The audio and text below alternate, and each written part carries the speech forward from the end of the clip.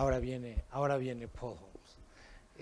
Déjenme platicarles un poco de lo que va a suceder ahora. Bruno Newman es nada más que fundador de ProRP hace 25 años. Fue el primer presidente de la asociación. Fue la primera persona en América Latina en recibir el reconocimiento de la Asociación Internacional de Comunicadores Empresariales. Es miembro de consejos directivos de distintas empresas, instituciones, organizaciones filantrópicas. Es escritor, coleccionista, fotógrafo y fundador del museo El Propósito del Objeto, el Museo Modo, que tiene más de 140,000 objetos, además de haber dirigido una de las compañías más exitosas y de mejor trayectoria de relaciones públicas en nuestro país. Hemos invitado a Bruno a que entreviste a Paul Holmes, que, pues, para quien no lo conoce, Paul lleva más de 35 años escribiendo alrededor de la comunicación y las relaciones públicas.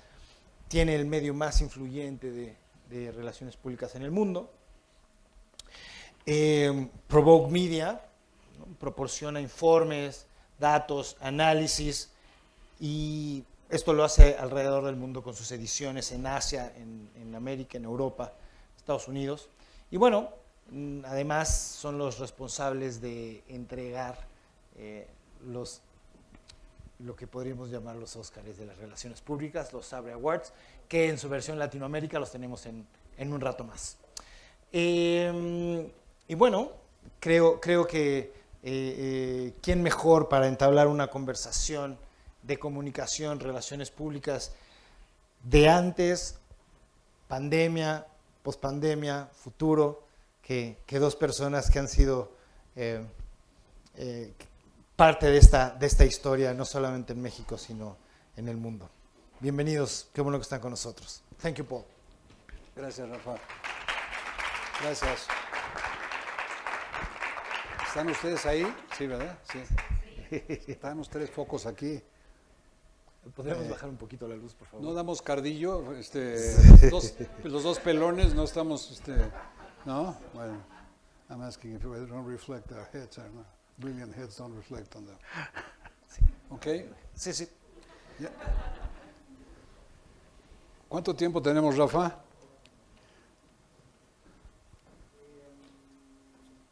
30 minutos para que la gente después no se empiece a platicar con nosotros y nos haga preguntas y bueno, a ustedes, ¿no?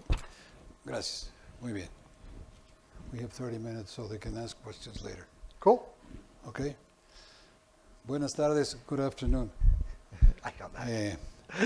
Quiero comenzar por felicitar a ProRP por sus 25 años de trabajo constante, fructífero y creativo para sus afiliados y para el medio de la comunicación y las relaciones públicas en México.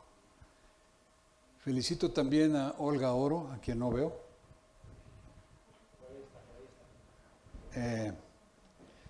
Por su liderazgo y conducción de esta organización ya madura y siempre constructiva, ahora estupendamente presidida por Rafa Arnica. Y debo mencionar también el trabajo que desempeña cotidianamente hace ya muchos años Javier Lugo, que por aquí anda también, supongo. De veras que no se ve nada, entonces por eso estoy haciendo así.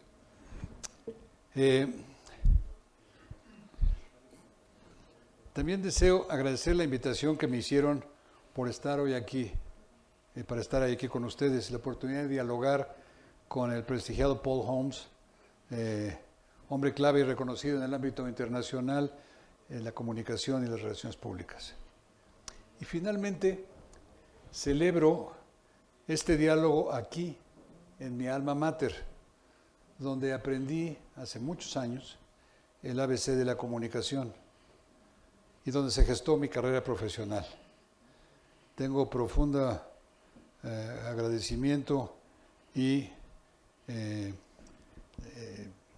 gratísimos recuerdos por esta gran institución que es la Universidad Iberoamericana. Y para entrar en materia,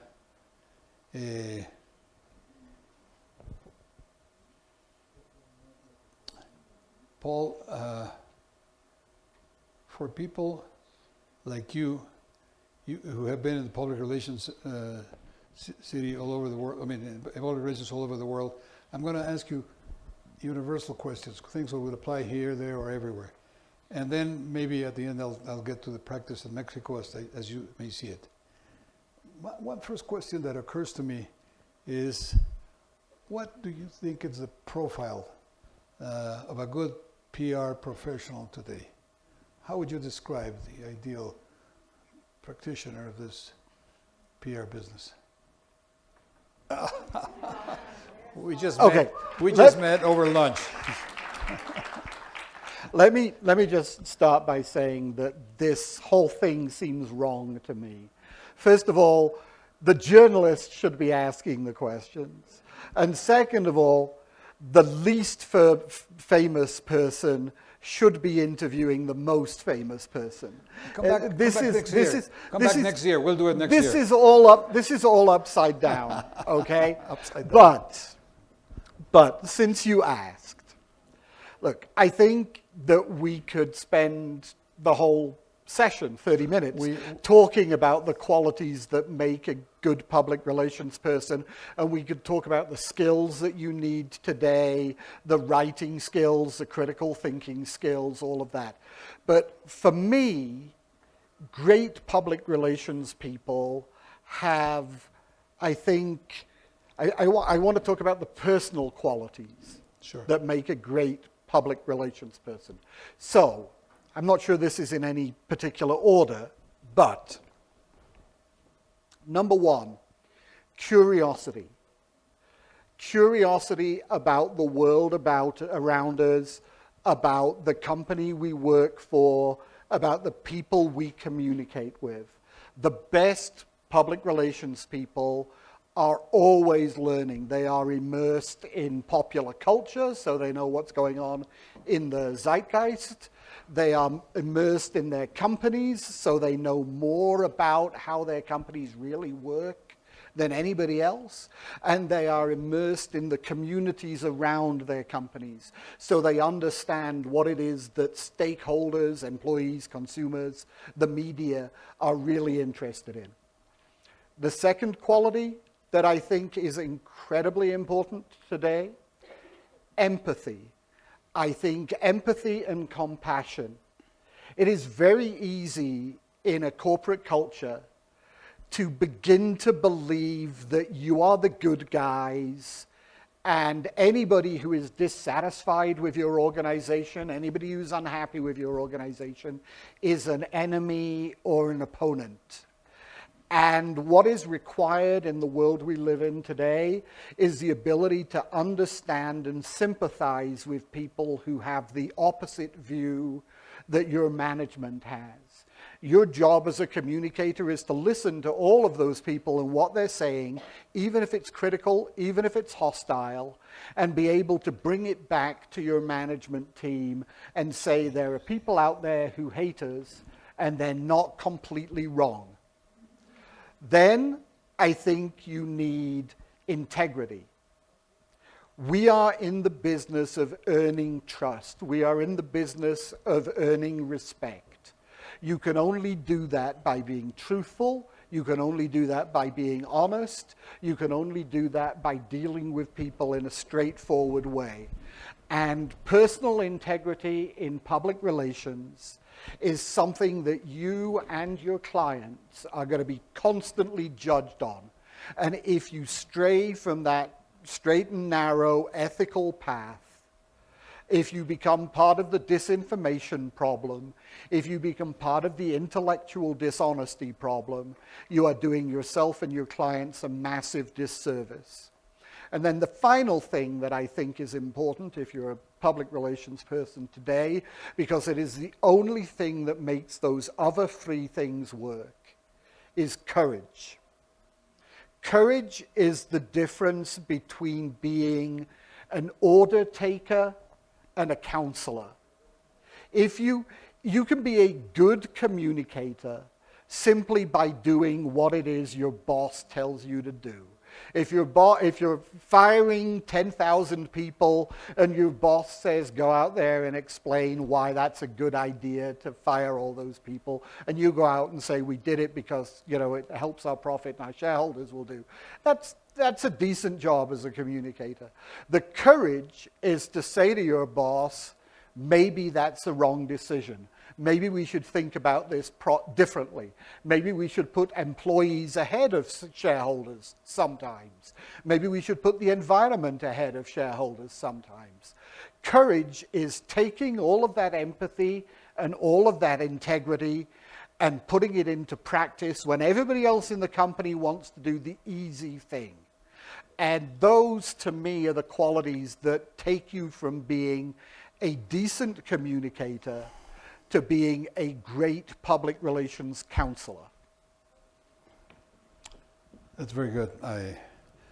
We met today and we had our first short conversation over lunch, and then we find some very interesting coincidences.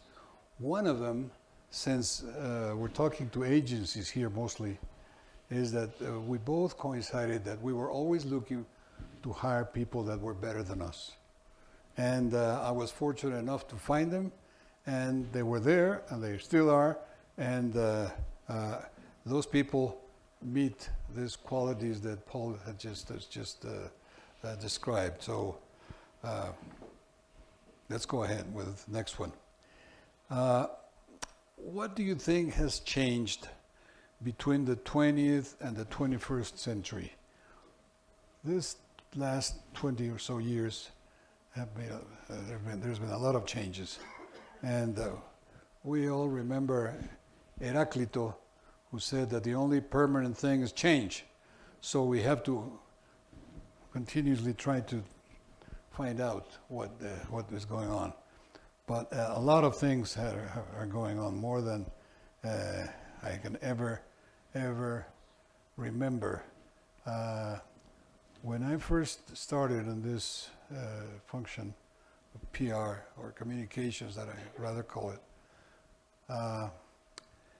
about the only thing you could use for a conference like this is not a conference, but it's supposed to be a conference, but you could be, I'm going to be giving a speech tomorrow in Pro RP, and I could only have a flip chart. Un tripié con hojas and I would draw things or have them prepared. And then later, immediately after that came the projector, the big thing that you could put things, they could project on the screen, the proyector de cuerpos opacos. Wow, you don't have to draw anymore, you have to use this. And so from the rotafolio to the internet, it's been quite a change. The flip chart to the interchange, but in our business, how do you see those changes? How shall we interpret them? How shall we cope with them? Yeah, it's funny. I gave a speech a few weeks ago, which I said the pace of change has never been faster than it is right now. Yeah. I mean, things are moving along so quickly. Sure. And that's the good news. The bad news is that it will never be this slow again. 10 years from now, we're going to look back at this and go, wow, it was really stable and boring. And look, if we're talking about change, obviously it's very easy to talk about the technological changes. And those have been manifold and fairly dramatic. I started out in a world where mostly public relations people were dealing with print media. A lot of the firms that I dealt with in the 80s didn't even really do television. Nobody had even thought of the internet. So that's changed, right? And social media has changed. But I'm more interested in the way that the technologies are fine, right? The technologies are always going to change. We're going to have the metaverse, we're going to have AI, we're going to have virtual reality, we're going to have all of that to deal with in the next few years. But I think that, first of all, the principles of good relationship building haven't changed. The principles of how you earn respect and trust are fairly constant from one era to another, and it's important to remember that. But the obstacles to relationship building, I believe, have become much more challenging in the last 10 years. We have an environment now in which disinformation and misinformation, fake news and conspiracy theories can gain credence around the world so much more rapidly than we can, as a profession, stop those from spreading. And that creates a whole new challenge to us. First of all, boy, I could talk about this all day, so stop me when I get boring. First of all, we as an industry set the groundwork for this 50 years ago, when firms like Hill and Knowlton were working for the tobacco industry and trying to undermine science on behalf of tobacco clients.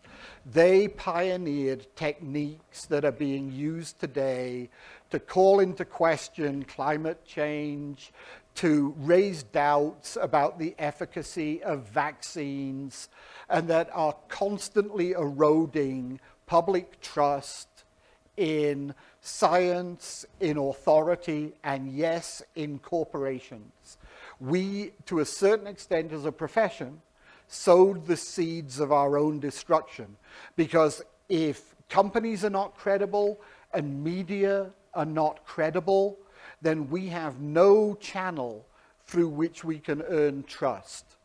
And that, I think, is what has changed. We have to go back to some very fundamental principles about how we earn trust and convince people that our approach, the responsible approach of well-managed corporations, is trustworthy again. And I come back to those same principles that I was talking about earlier in terms of empathy and integrity and courage underlying that.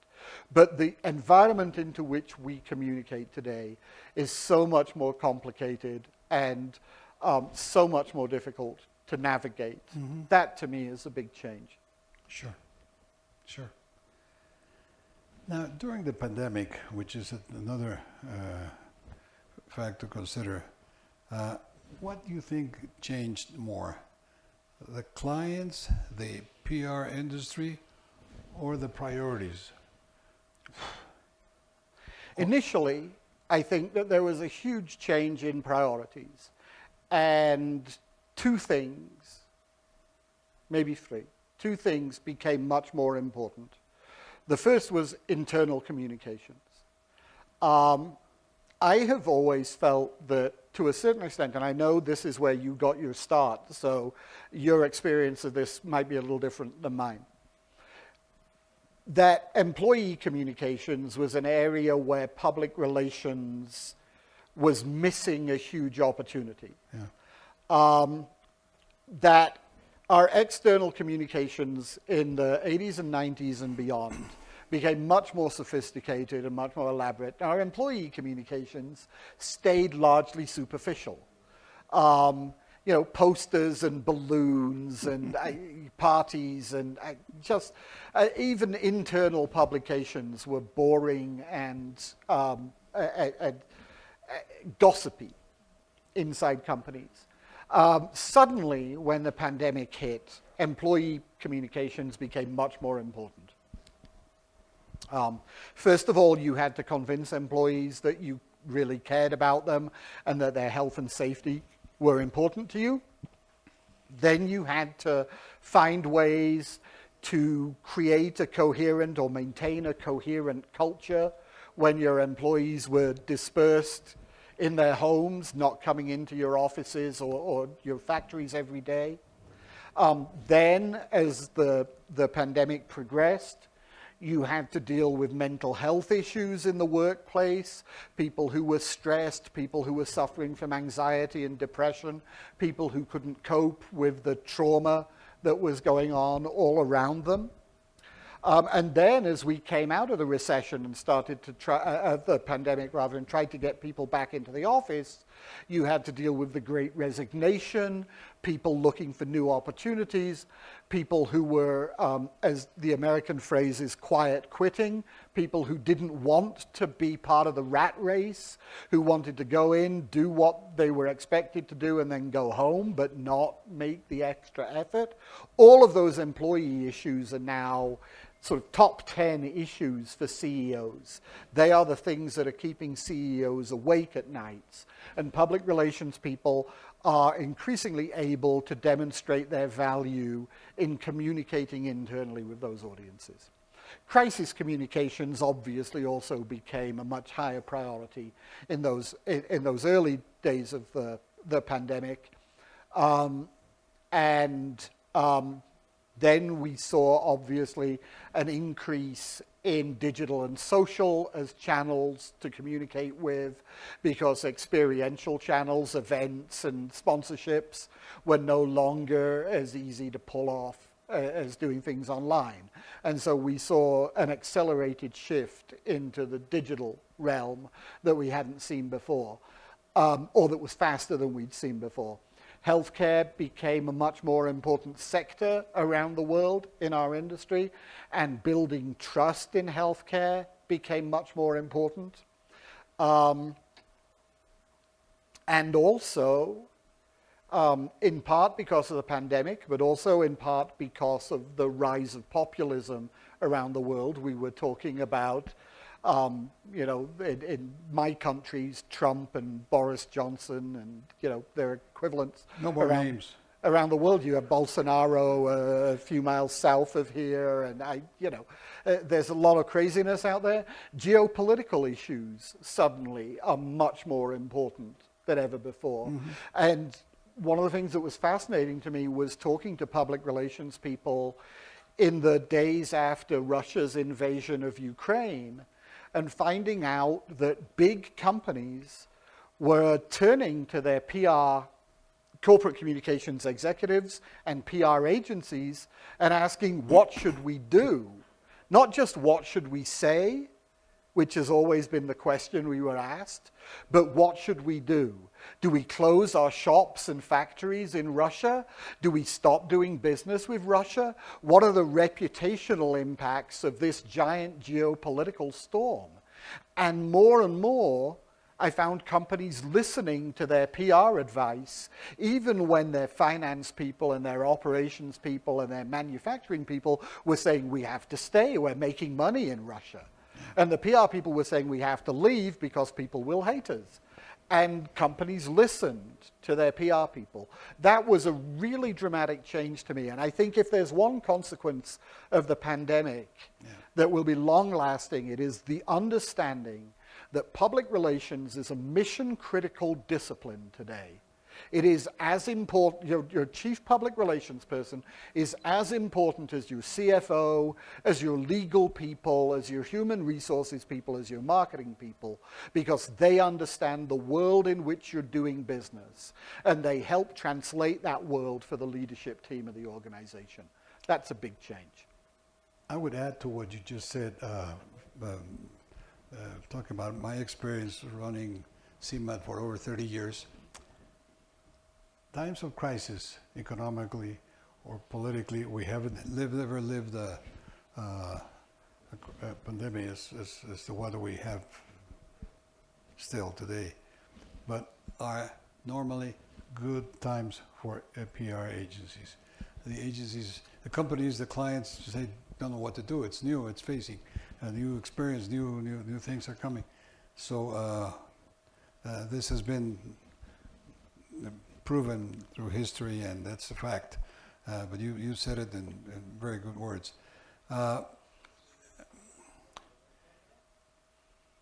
Do you think that changes or formats adopted during the COVID are here to stay? Oh, yes, absolutely. Okay. I don't think we can go back. Go back to the office and work in your same old desk as before. Yeah, and do the same thing. Yeah, I think it has changed many things permanently. I've talked to a lot of people here. This is really the first major conference that I've attended since the pandemic. We have our own event in Washington in 2 weeks, and this is sort of an interesting trial run. And everybody that I've spoken to today loves the fact that we're here and doing this in person. But also, everybody that I've spoken today hated traveling. They hated if you came from downtown, if you came from Polanco, it's not difficult. But if you came from New York, or if you came from Brazil, or if you came from Baja California even, just the stress of traveling now is so great. Nobody wants to go back to that world. I used to fly to New York, London to New York once a month for about 10 years. I will never do that again. We're never going back to that, right? And that's a good thing, because I was killing the environment. And now I can do it on a Zoom screen and do no damage at all. I don't think anybody wants to go back to the office 5 days a week. 2 days a week, 3 days a week, fine. But if you are a good manager, your people will be just as productive working from home as they are working in an office. We have always, my company has always been virtual. We don't have an office anywhere. Everybody that works for me works from home. They work in Singapore, in Hong Kong, in London, in New York, in Minnesota. They're all over the place. And my people are great. My people are all hardworking, diligent, productive people. If your people are not, it's not their fault, it's yours. So I don't think we'll ever go back to that. And I don't think we'll ever go back to a world where public relations is not important. I think that's the thing that's changed. Mm-hmm. People understand that the human element in business, the relationship that you have with your consumers, the relationship that you have with your employees, all of those relationships are fragile and can be broken by many different things, and they need somebody there who is thinking about all the ways in which those relationships can be damaged, and also all the ways in which those relationships can be leveraged for success. And I see more and more companies today that are trying to race to the top and be loved and respected, than race to the bottom and try to be the low-cost provider of everything. Yeah. That's the difference. Long-termism. Somebody tried to be aggressive with me and say, look, all those things that you used to do, the press release is dead. They don't exist anymore. With the digitation, all these practices have become obsolete. And I told him, no, that's not the fact, but now you do it in a different way and through different tools. But sorry, let me just interject with the thought that the thing that's changed there is that the chain of influence is different, right? Public relations at its core has always had this idea that you tell your story to somebody, and then they go out and tell your story to lots of other people. And the reason that you tell your story to that person is because they have, one, a big audience, and two, credibility. Now, historically, the person who fit that description was a journalist. Mm-hmm. And so the press release, the press conference, the interview with a journalist was the way in which you spread the story credibly to a large audience. But today, that person can be a blogger, an influencer, they could be a hairdresser, they could be a priest, they can be anybody. All of those people have influence. All of those people have, within their little world, and sometimes their big world, credibility and trust. And so what's changed there is that we're telling our story to a lot of different people in different roles, not just to one kind of person. And, sorry, I'll shut up in a minute, I will, I promise. The big challenge in that is that those people don't always follow the rules, right? When you were dealing with a journalist 10 years ago, the rules were clear about what you could say and what you couldn't say, what off the record and on the record meant, about how they would fact check your story, about how they would go out to the world with your story. Bloggers and influencers and all of those other people, they don't know the rules, they don't follow the rules. It's a much more challenging environment because you're dealing with people who are a little less predictable. Mm-hmm. Public relations has never been totally predictable, but the rules have changed in that respect. It's a much more chaotic environment, but you have to play there because that's where the pot of gold is.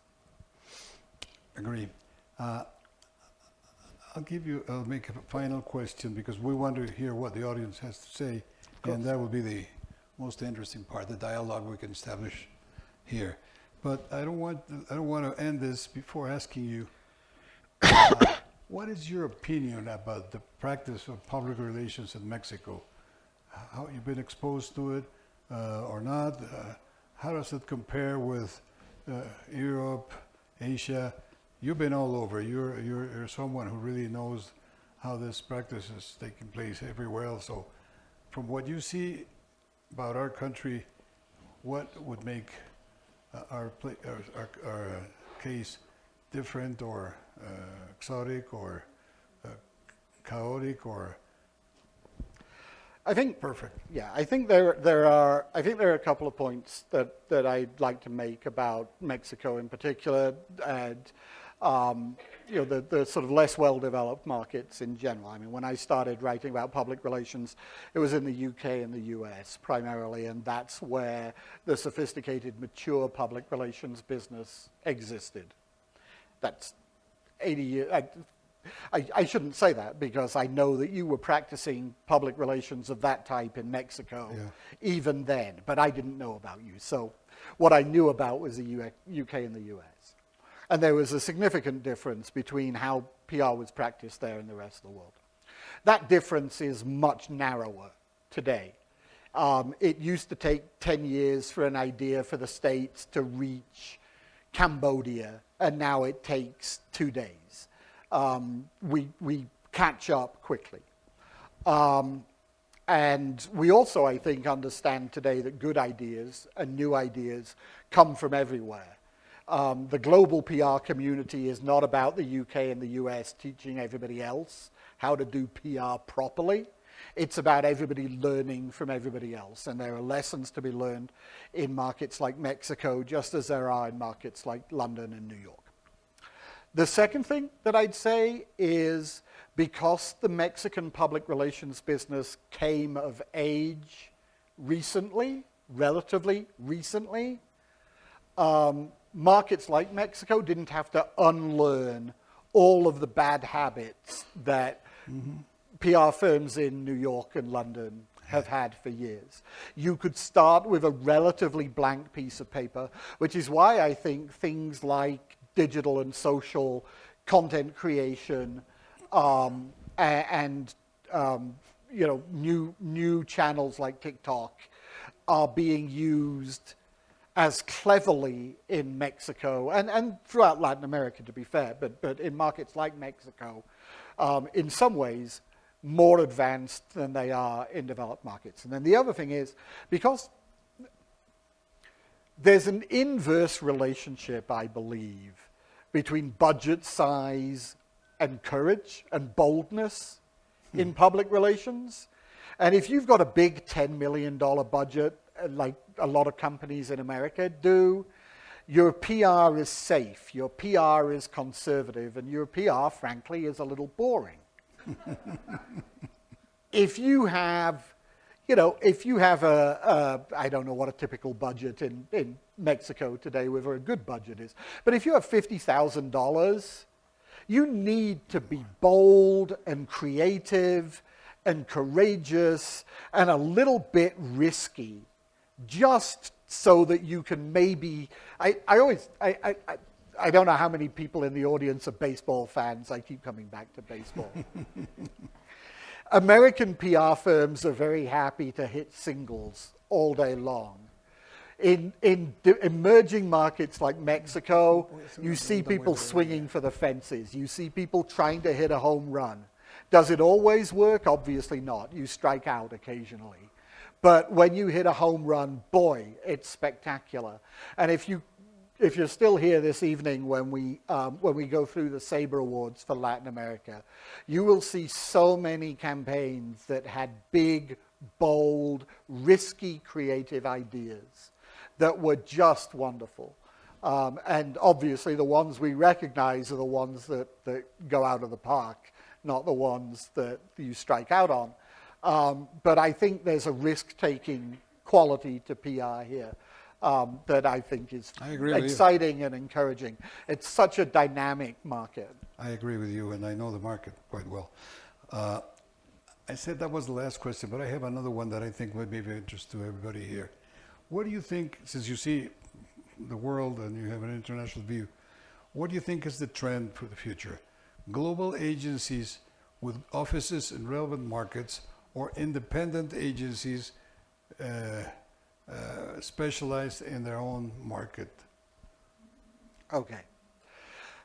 Again, I could spend 20 minutes just on this topic, and I don't want to. No, and I'll try not to do that. My one-word answer: independent agency. 2 words answer: independent agencies. Slightly longer answer: we track growth in the public relations business, right? In the last decade, independent agencies have grown twice as fast as global agencies. And that's with global agencies going out there and making acquisitions. Mm-hmm. Because here's the thing that nobody ever talks about. Global agencies really suck at acquisitions. They are bad at it. They've been doing it for 30 years and they still get it wrong 4 times more often than they get it right. The track record is terrible. And everybody thinks that the big global agencies are dominating the world because they get the headlines and the attention, some of it from us. But the reality is, here's what I believe. I believe that as a PR agency, you should every day you get up, you should be asking yourself a question. What am I great at? What can I do better than anybody else? And depending on the size of your firm, as an independent agency, your answer may be one thing. I do investor relations better than anybody else, or I do crisis communications better than anybody else, or I do influencer marketing and social media better than anybody else. It might be 3 things. I do healthcare and tech better than anybody else. I do consumer and travel and fashion better than anybody else. It could be I do Mexico better than anybody else, right? But what can you do that is better than everybody else? The answer to that question be 1 thing, 3 things, 5 things. You know what it can't be? It can't be everything. It can't be I do everything better than everybody else. And so as a global agency, what you actually end up saying is, I can do everything just good enough to survive in all of these different markets.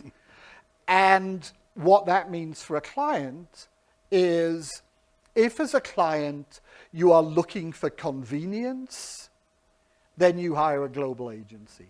You say to yourself, okay, they're good enough in Mexico, and they're good enough in Brazil, and they're good enough in France, and they're good enough in Dubai, and they're good enough in Tokyo, and they're good enough at corporate, and they're good enough at consumer, and I'll just use them for everything everywhere. And that's a convenience answer. But then, any time that you have an issue that comes along that is absolutely mission critical, that you can't afford to be just good enough, where you have to be great, you go to, I'm launching a new product. I don't want an agency that's going to make or break my company. I want the best agency in the world to do that for me. And if that is a mid-sized consumer boutique, great. If it's a technology specialist, great. I have a crisis and my company might not survive. I don't want a big global agency that's good enough. I want a specialist firm that is the best damn crisis management firm I can find. And in that environment, the mid-sized independents are always going to be better than even the best of the global firms. If you want convenience, go global. If you want quality, go independent. And if you want convenience and not quality, find another job. No, honestly, who thinks like that? You want the best. You want the best doing the work for you. If you're the country manager for a Fortune 500 company in Mexico, you don't want good enough, you want the best, because your boss is going to fire you if the results in Mexico suck, even if it's because he imposed a global agency on you. Tell him to go away and find your own agency. Independence, every day, all day. Paul Holmes, Sorry, global Paul people. Holmes is the guy to interview that any newspaperman would love to see. I have been enjoying listening to him, and I think he deserves a big applause from all of us. Thank you so much.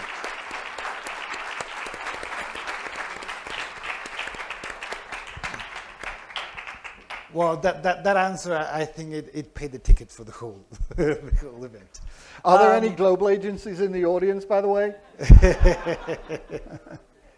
It always upsets me if I haven't pissed anybody off.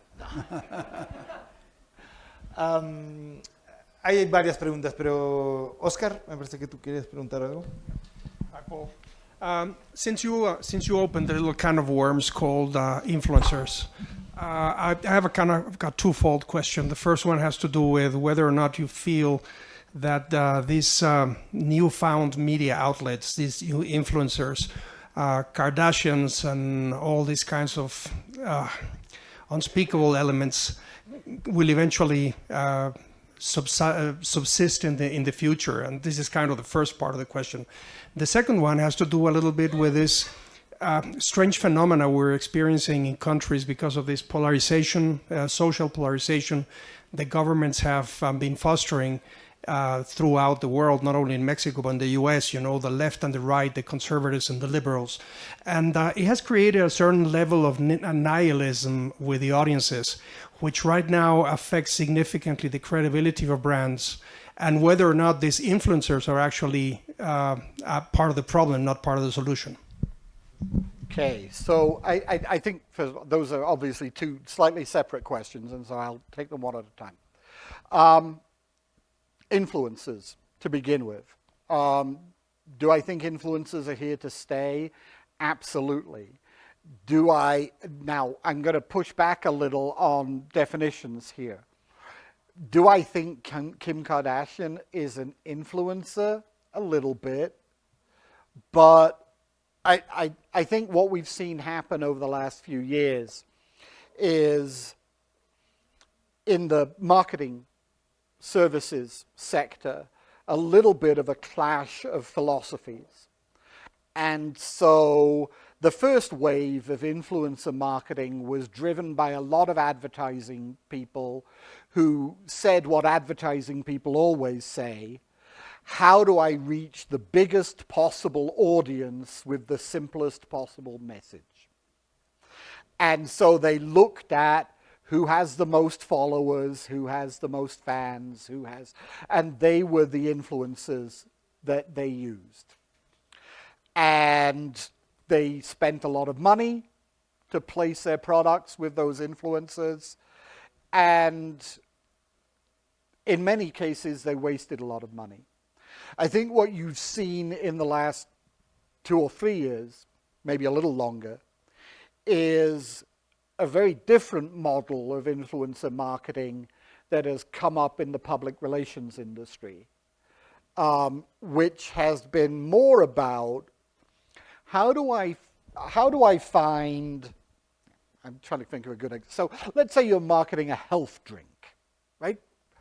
You can go to Kim Kardashian.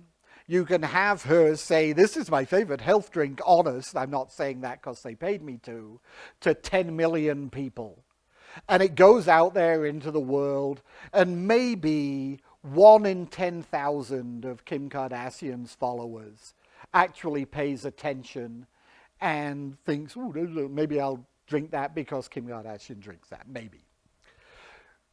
But the PR approach is much more bottom up, right? It's who is the most credible influencer among fitness fanatics? And maybe you find 5 of those people, and maybe they only have 10,000 followers each.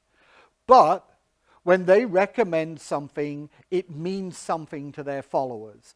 They have credibility in that niche.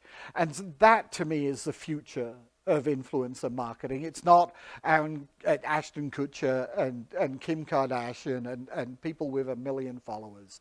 It's 10 people with 10,000 followers who really are followers, who take what those people say about their one subject seriously. I mean, would you buy a car because Kim Kardashian liked the car? Not unless you were a complete moron, right? So now, the second question, yeah, maybe. The second question about the political polarization and the erosion of trust and credibility is a more difficult one for me, because I was saying at lunch, I am by nature optimistic. When Barack Obama said that the arc of history bends towards progress, I believe that.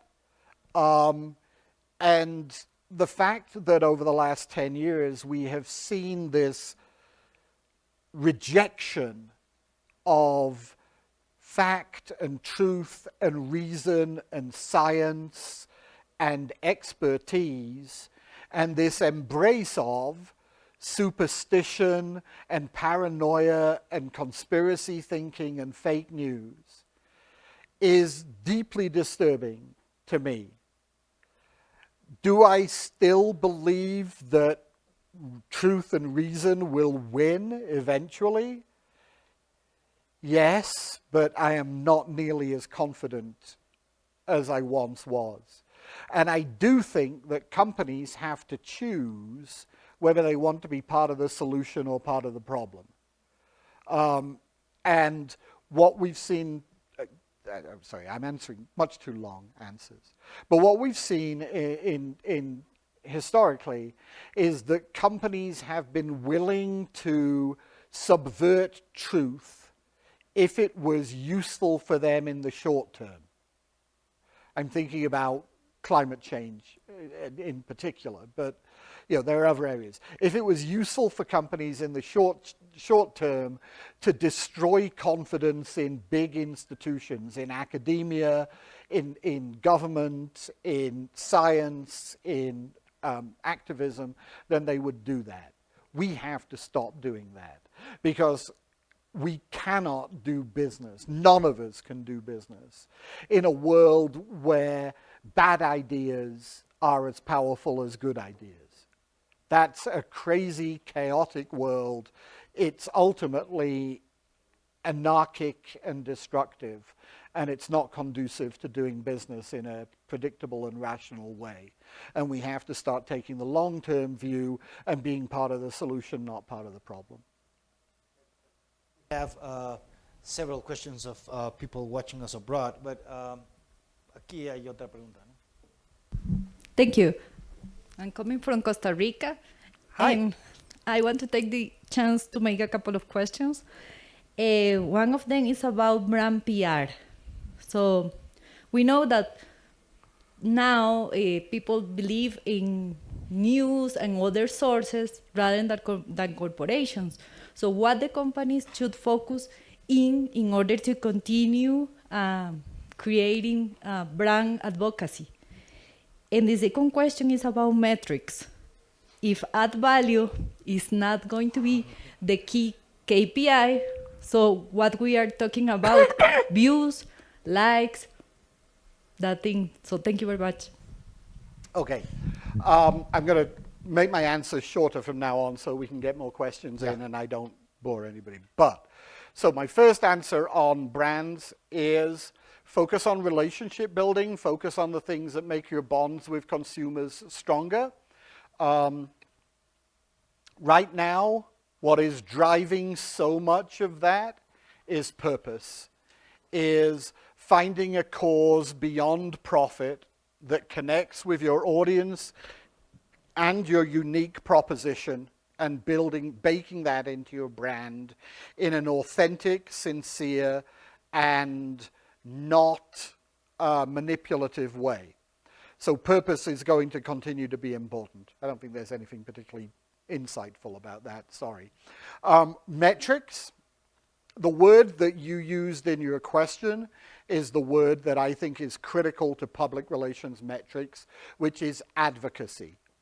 I think that every good public relations campaign creates advocates and reduces the number of critics for your brand, your company, your position, whatever it is. You should be in the business of building relationships with people so that they become advocates in the marketplace for what it is you're selling or doing. And obviously, at the same time, trying to reduce the number of people who are out there being advocates for the opposite position. And I think that, I don't know how many people, I'm hoping many people in the audience are familiar with the idea of Net Promoter Score, which is the number of advocates that you have minus the number of critics that you have in the marketplace. But I love that as a metric of public relations success. And I do think we have to move away from advertising equivalency, which just really tells you how much noise you're making, not whether it had any impact. I don't like followers. I'm not particularly fond of share of voice. I think, how many minds did you change? How many people did you take who hated your company and now don't care? How many people did you take who didn't care about your company and now support it? That's the metric of success in our business. From Colombia, you were talking about new ways of metrics. So they're asking about traditional techniques, classic media, press releases, interviews, press conferences. Are they really going to die? Sorry? Are they really going to die? Events. No. People told us that after the pandemic, events were going to die. Are they going to die? No. They remain convenient. Yeah. But, I mean, I don't, first of all, as a journalist, I used to hate press conferences because I always thought that I had the smartest question in the room, right? Why would I give the answer to that question to every other journalist? Definitely. So I would just shut the fuck up during a press conference and wait until afterwards and then go ask my question, right? Press releases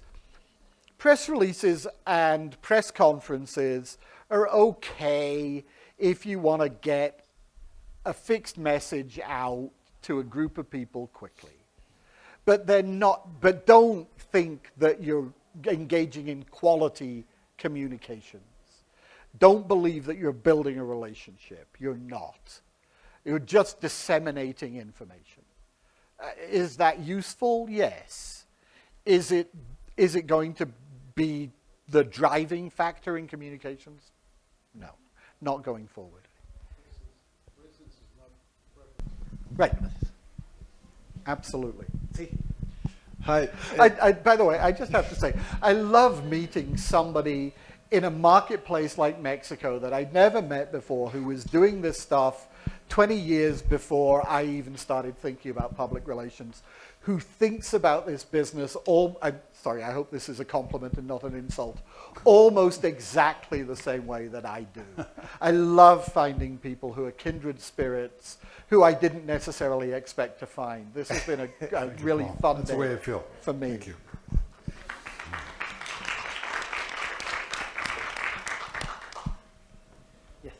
Hi. You talk about your people. As a founder, I want to ask you, how do you encourage those people to follow these priorities you talked about? Curiosity, empathy, integrity, and courage. How do you take them out of their comfort zone? Wow, I have one of my people in the audience today, and maybe she could answer that, because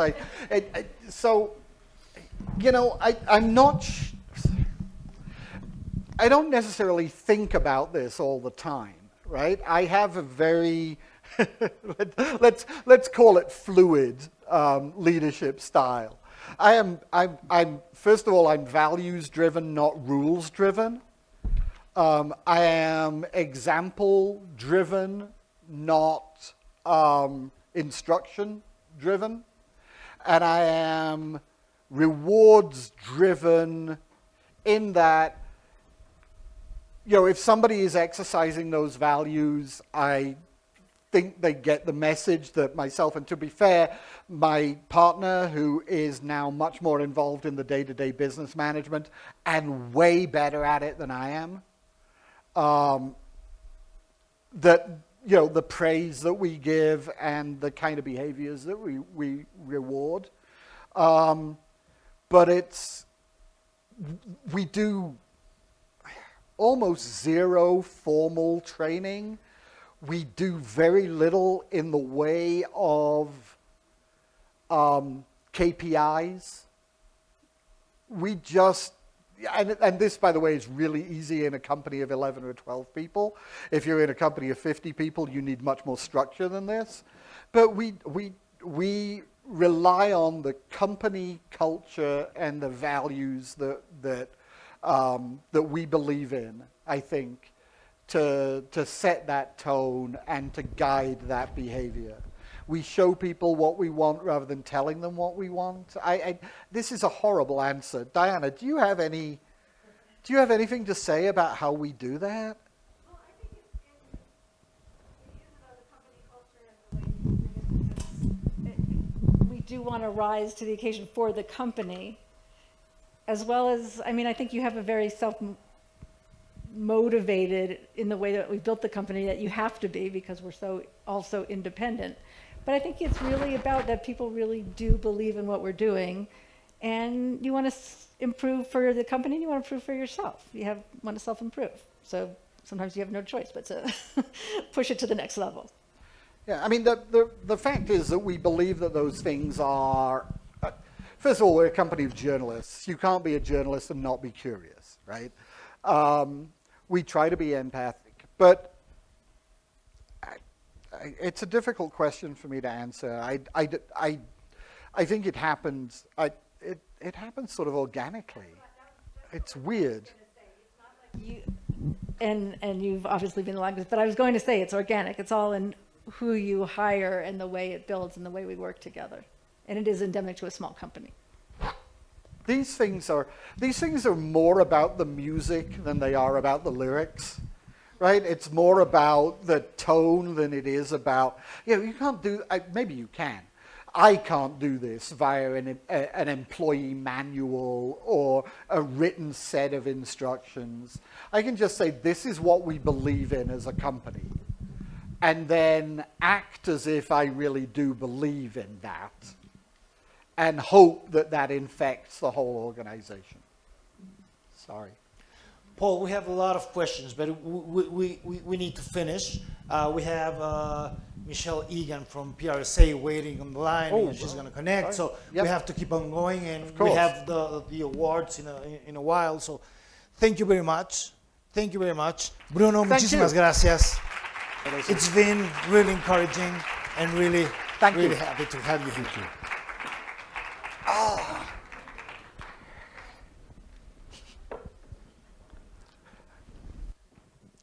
Like me, the comfier the chair, the harder it is to get out.